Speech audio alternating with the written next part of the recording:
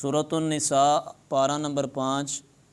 تیسرا رکوع ہے، اس کی پہلی آیت ہے، مجموعی طور پہ جو ہے وہ 34 نمبر آیت ہے۔ الرجال قوامون علی النساء، مرد محافظ و نگران ہیں علی النساء عورتوں پر، بما فضل اللہ، اس وجہ سے کہ فضیلت دی ہے اللہ تعالیٰ نے، بعدہم علی بعد، مردوں کو عورتوں پر، وَبِمَا أَنفَقُوا مِنْ أَمْوَالِهِمْ، اور اس وجہ سے کہ مرد خرچ کرتے ہیں اپنے مالوں سے عورتوں کی ضرورت اور آرام کے لیے۔ فَالصَّالِحَاتُ، تو نیک عورتیں، قانتاتٌ، اطاعت گزار ہوتی ہیں، حافظاتٌ، حفاظت کرنے والی ہوتی ہیں، للغیب، مردوں کی غیر حاضری میں، بما حافظ اللہ، اللہ کی حفاظت سے۔ واللاتی تخافون نشوزہن، اور وہ عورتیں اندیشہ ہو تمہیں جن کی نافرمانی کا، فعظوہن، تو پہلے نرمی سے انہیں سمجھاؤ، واہجروہن فی المضاجع، اور اگر نہ مانے پھر الگ کر دو انہیں اپنی خواب گاہوں سے، واضربوہن، اور پھر بھی باز نہ آئیں تو مارو انہیں، فإن اطعنکم، پھر اگر وہ اطاعت کرنے لگیں، فلا تبغوا علیہن سبیلا، تو پھر تم نہ تلاش کرو ان پر ظلم کرنے کی کوئی راہ، کوئی طریقہ۔ ان اللہ کان علیا کبیرا، یقیناً اللہ تعالیٰ عظمت و کبریائی میں سب سے بالا اور سب سے بڑا ہے۔ پہلا لفظ ہے الرجال، اس کا مطلب ہے مرد۔ قوامون کی تھوڑی سی وضاحت ہے کہ کسی چیز کی ضرورت کو مہیا کرنے کے لیے اور اس کی نگہبانی اور اس کی حفاظت کرنے کے لیے، اس کی اصلاح اور اس کی درستگی کرنے کے لیے، کسی چیز کو مہیا کرنے کے لیے یعنی اس کو اویل کرنے کے لیے، اس کی نگہبانی کرنے کے لیے، اس کو درست اور صحیح کرنے کے لیے عربی میں لفظ بولتے ہیں قوام۔ اللہ پاک نے اپنی قرآن پاک میں اس لفظ کا جو نزول فرمایا ہے کہ یہ عربی میں کسی چیز کو مہیا کرنا، اس کو دستیاب کرنا، اس کو درست کرنا، اس کی نگہبانی اور حفاظت کرنا، اس کے لیے جو لفظ بولا جاتا ہے وہ قوام ہے۔ ایسے ہی جیسے ہر فوج کا ایک کمانڈر ہوتا ہے، لیڈر ہوتا ہے، جو اس کی سربراہی کرتا ہے، جو اس کو سنبھالتا ہے، اس کے لیے جو اس کی ضروریات ہوتی ہیں وہ مہیا کرتا ہے، پھر ان کی نگرانی کرتا ہے، پھر ان کی اصلاح بھی کرتا ہے، درستگی بھی کرتا ہے۔ ایسے ہی گھر بھی ایک ریاست کی طرح ہے، اور اس ریاست کا بھی ایک حاکم ہونا ضروری ہے۔ اگر حاکم نہ ہو تو یہ گھر کی ریاست کا سکون تباہ اور برباد ہو جائے۔ ایک ایسے فرد کی ضرورت ہے جو اس کی ضروریات بھی مہیا کرے، اس کی اصلاح بھی کرے، درستگی بھی کرے، اور اس کی نگہبانی اور حفاظت بھی کرے۔ اب سوال یہ پیدا ہوتا ہے کہ یہ گھر کی جو ریاست ہے اس کو بہتر کرنے کے لیے، اس کو سنوارنے کے لیے، اس کی ضروریات پوری کرنے کے لیے، اس کی درستگی کے لیے، اس کی نگہبانی کے لیے یہ ذمہ داری کس کو سونپی جائے، اس وزن کو اٹھانے کی صلاحیت کس میں ہے؟ تو اب اس کے دو ہی امیدوار بنتے ہیں جو گھر کی ریاست ہے اس کو بچانے، بہتر کرنے، سنبھالنے، ضروریات پوری کرنے کے لیے، وہ ماں اور باپ دو ہی ہیں۔ اب اللہ پاک نے قرآن مجید فرقان حمید میں باپ کو یہ ذمہ داری دی ہے، مرد کو، تو اس کی وجہ بھی بتا دی ہے کہ مرد کو کیوں ذمہ داری دی ہے کہ فضل اللہ بعدہم علی بعد، مردوں کو عورتوں پر فضیلت عطا فرمائی ہے۔ اب یہ جو فضیلت یعنی مرد میں کچھ خوبیاں ہیں، ان خوبیوں کا ذکر بھی بتایا ہے۔ دو خوبیاں ہیں، ایک واہبی خوبی ہے، ایک کسبی خوبی ہے۔ واہب بولتے ہیں جو ہبہ کیا جائے، تحفہ دیا جائے، جو گاڈ گفٹڈ ہو اسے واہب کہتے ہیں۔ واہبی یعنی اللہ کی طرف سے اس میں یہ خوبی ہے، اور دوسری کسبی یعنی اس نے خود اس کو وہ اپنے کسب سے، کام سے، محنت سے، اپنی حرکت سے اس کو کمایا ہے۔ وہ جو خوبی ہے ان دونوں خوبیوں کا، پہلی خوبی جو ہے اس کا تو کوئی انکار نہیں کر سکتا، وہ کیا ہے کہ مرد کو جسمانی طور پہ اللہ تعالیٰ نے عورت کی نسبت قوت دی ہے، ذہنی طور پہ برتری دی ہے، معاملے کو سمجھنے میں، دور اندیشی میں مرد عورت سے برتر ہے اور اعلیٰ ہے، اور اس میں کوئی شک نہیں ہے۔ اس کو قرآن مجید میں فرمایا کہ بما فضل اللہ بعدہم علی بعد، یہ جو فضیلت ہے اس کا مطلب یہ ہے کہ اللہ نے مرد کو عقل کے اعتبار سے، سمجھ کے اعتبار سے، سوچ کے اعتبار سے، شعور کے اعتبار سے، جسم اور عقل دونوں کی طاقت کے ساتھ نوازا ہے، لہٰذا یہ خوبی ہوگی۔ دوسری خوبی یہ ہے اس کے اندر کہ وہ عورت کے لیے اور پورے اپنے بال بچوں کے لیے وہ محنت کرتا ہے، ان کی ضروریات کا سارا سامان اکٹھا کرتا ہے، وہ ان کی ضروریات کی اشیاء کا اہتمام کرتا ہے، ان کے لیے جتنے بھی معاملات ہیں پھر ان کی حفاظت بھی کرتا ہے، پھر کوئی خرابی ہو جائے تو اسے درست کرنے کی صلاحیت بھی رکھتا ہے۔ اور اس کے لیے فرمایا وَبِمَا أَنفَقُوا مِنْ أَمْوَالِهِمْ، دوسری خوبی وَبِمَا أَنفَقُوا مِنْ أَمْوَالِهِمْ، اور اس وجہ سے کہ مرد اپنی عورتوں پہ ان کی ضرورت اور آرام کے لیے خرچ کرتے ہیں۔ تو یہ دو خوبیاں ہیں، اب یہ اللہ تعالیٰ نے دی ہیں مرد کو عورت کے مقابلے میں، جبکہ اس سیکولر معاشرے میں، اس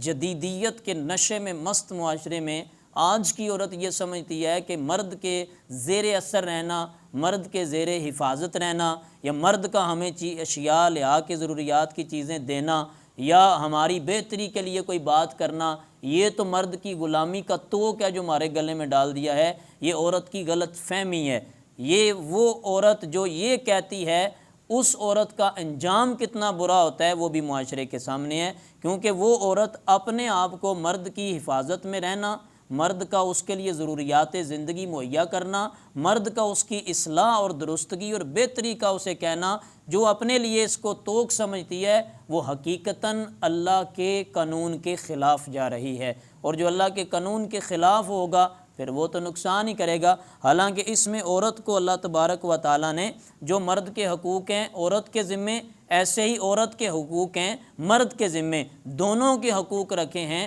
اور دونوں کے حقوق ادا کرنے ضروری ہیں۔ اسی طرح جیسے مرد کے رب کی بارگاہ میں اس کے رب کا بندہ ہونے کے حقوق ہیں، اسی طرح عورت کے رب کی بارگاہ میں اس کی بندی ہونے کے حقوق ہیں، اور دونوں اپنے اپنے حق ادا کر کے اللہ کا قرب حاصل کر سکتے ہیں۔ یہ جو کہا جاتا ہے نا جی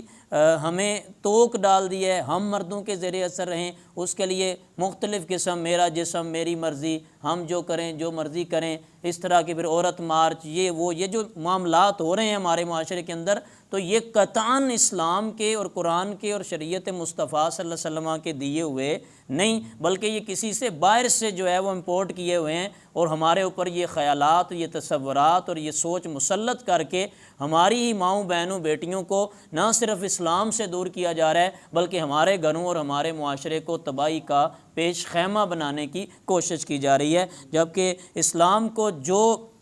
اللہ تبارک و تعالیٰ نے عزت دی ہے عورت کو اسلام کے اندر، قانون شریعت کے اندر فرمایا لہن مثل الذی علیہن، کہ قرب الہی کے دروازے تو دونوں کے لیے برابر کھلے ہوئے ہیں، عورت کے لیے اس کا حصہ ہے، مرد کے لیے اس کا حصہ ہے۔ اللہ کا قرب، اللہ کی خوشنودی، اللہ کی رضا حاصل کرنے کے لیے دونوں محنت کریں گے، جو محنت زیادہ کرے گا رب اس سے اتنا ہی زیادہ راضی ہو جائے گا۔ آگے فرمایا اس عورتوں کا ذکر ہو رہا ہے کہ جو نیک عورتیں ہیں، فرمایا فالصالحات قانتات حافظات للغیب، نیک عورتیں جو ہیں جو اللہ کی حکم کی تابع داری کرتی ہیں، وہ کیا ہوتی ہیں؟ اطاعت گزار ہوتی ہیں۔ اس کا الٹا آ گیا جو کہتی ہیں توق ڈال دیا ہم تو نہیں مانیں گی مردوں کی، اس کا الٹا آ گیا کہ نیک عورتیں ان کی نشانی یہ ہے کہ وہ اطاعت گزار ہوتی ہیں۔ قانتات اور حافظات، یعنی نیک ہوتی ہیں، صالحات قانتات اطاعت گزار ہوتی ہیں، اور حافظات حفاظت کرتی ہیں کس کی؟ عزت اپنی کی۔ کب؟ جب ان کا خامند گھر میں موجود نہ ہو، اس کی غیر موجودگی میں بھی وہ اپنی عزت کی حفاظت کرنے والی ہوتی ہیں۔ نبی پاک صلی اللہ علیہ وآلہ وسلم نے فرمایا، حدیث مبارکہ میں حضور نے ارشاد فرمایا، بہترین بیوی وہ ہے جسے جب تو دیکھے تو تیرا دل خوش ہو جائے،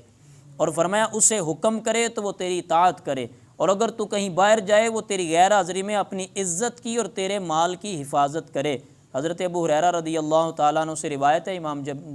جریر نے اس کو لکھا ہوا ہے، ایک مسلمان اور خاتون کو جن خوبیوں سے راستہ ہونا چاہیے اور جن پاکیزہ صفات سے متصف ہونا چاہیے ان کا ذکر یہاں پہ کیا گیا ہے۔ آگے فرمایا واللاتی تخافون نشوزہن، تو پھر ظاہر سی بات ہے 5 انگلیاں برابر بھی نہیں ہوتی، ساریاں عورتیں ایک جیسی نہیں ہوتی، تو اچھی خواتین جہاں ہوتی ہیں وہاں خواتین کے اندر ہی بری عادات کا پایا جانا بھی ایک لازمی سا امر ہے کہ ایسا ہوتا ہے، ساری انگلیاں برابر ہے۔ ایسی عورتیں بھی ہوتی ہیں جو نرم مزاج، اپنے خامند کی اطاعت گزار اور حفاظ کرنے والی ہوتی ہیں، اور ایسی بھی ہوتی ہیں جو تند مزاج، سخت طبیعت بھی ہوتی ہیں۔ اب ان کی اصلاح کا طریقہ یہاں بتایا ہے، یہ نہیں بتایا کہ وہ کیسی ہوتی ہیں۔ فرمایا واللاتی تخافون نشوزہن، جن کی نافرمانی کا اندیشہ ہو. نافرمانی کسی قسم کی بھی ہو سکتی ہے, بات نہ مانے تو بھی نافرمانی ہے, کوئی گناہ کا عمل کرے اس سے روکو نہ روکے وہ بھی نافرمانی ہے, تمہاری غیر موجودگی میں اپنی عزت کی حفاظت نہ کرے یہ بھی نافرمانی ہے. تو یہ ساری قسموں کا آگے بتا دیا کہ ان کا طریقہ یہ ہے کہ فَعِظُوهُنَّ, مرد چونکہ عقل مند ہے, سیاںا ہے, دانش مند ہے, اللہ اس نے معاملے کو سمجھنے کی صلاحیت اللہ نے دی ہے, تو فَعِظُوهُنَّ پہلا طریقہ جاندے ہی ڈنڈے نہیں برسانے شروع کر دینے, جاتے ہی مار پیٹ نہیں شروع کر دینی, بلکہ کیا کرنا ہے فَعِظُوهُنَّ نرمی سے انہیں سمجھاؤ. انہیں کیا کرو, نرمی سے سمجھاؤ. اللہ کہتا ہے انہیں نرمی سے سمجھاؤ. وَاحْجُرُوهُنَّ, اگر وہ نرمی سے سمجھ جائیں تو پھر ٹھیک ہے. اور فرمایا ایسی عورت جس کے اندر ذرا برابر بھی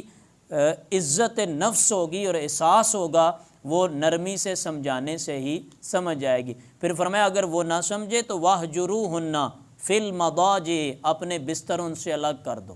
بستر الگ کرنے کا مطلب ہے کہ ان کے ساتھ محبت پیار کی باتیں چھوڑ دو, اپنا مزاج تھوڑا سا سیریس سنجیدہ کر لو, ان سے الگ ہو جاؤ, ان کی قربت نہ کرو. اگر وہ عورت تھوڑی سی عزت نفس کو سمجھتی ہوئی, عقل و دانش اس کے اندر موجود ہوا تھوڑا سا بھی, تو وہ اپنی اصلاح کرنے میں کامیاب ہو جائے گی. اور اگر نرمی سے سمجھانے کے بعد بھی اور بسترہ الگ کرنے کے بعد بھی اگر وہ نہیں درست ہوتی تو پھر فرمایا وَاضْرِبُوهُنَّ, پھر انہیں مارو بھی. پھر انہیں,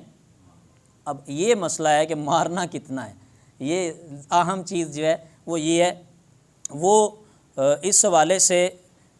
حضرت عبداللہ ابن عباس رضی اللہ تعالیٰ عنہ آپ نے اس کی تصریح باقاعدہ طور پہ فرمائی ہے. فرمایا کہ ایسی مار ہو کہ جو سخت نہ ہو اور جس سے جسم پر چوٹ بھی نہ آئے. ایسی مار ہو جو سخت بھی نہ ہو اور جسم پہ چوٹ بھی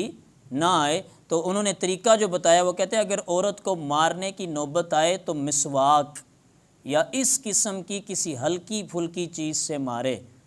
یہ جو بھینسوں کی طرح کوٹنا شروع کر دینا ڈنڈے لے کے متحرہ نال, یہ عورت کو مارنے کا طریقہ نہیں. یعنی مارنے کی بھی لمٹ اللہ نے بتائی ہے کہ وہ لمٹ یہ ہے کہ آپ اس کو سرزنش کریں, جھڑکیں. اگر آپ کو ضرب لگانا چاہتے ہیں تو ضرب اس انداز سے لگائیں کہ اس کا نشان بھی نہ پڑے اور اتنی سخت بھی نہ ہو, کیونکہ وہ صنف نازک ہے. ایسی چوٹ نہیں لگانی کہ جناب پھر بعد لے کے ڈاکٹر کو دوڑ دے رہو, تو منہ پہ تھپڑ نہیں مارنا, ٹھیک ہے. اس کو ایسا کچھ یعنی نہیں کرنا جس کی وجہ سے شدت اختیار کر جائے. تو اللہ پاک نے فرمایا یہ 3 طریقے بتائے, نرمی سے سمجھاؤ, بستر الگ کرو, اور اگر مارنے کی نوبت آئے تو اس انداز سے ان کو مارنا ہے. فَإِنْ أَطَعْنَكُمْ فَلَا تَبْغُوا عَلَيْهِنَّ سَبِيلًا, اے نہیں بھی مارن دی عادت پڑ گئی ہے تو ہن سواد پی گیا, جدوں چڑھی 2-4 کڈ ماریاں جن گل نہ منی. تو یہ نہیں طریقہ ٹھیک, بلکہ اگر وہ اطاعت کرنے لگ جائیں اس ہلکی مار سے, اس جھڑک سے, اس علیحدگی سے, اس نرمی سے,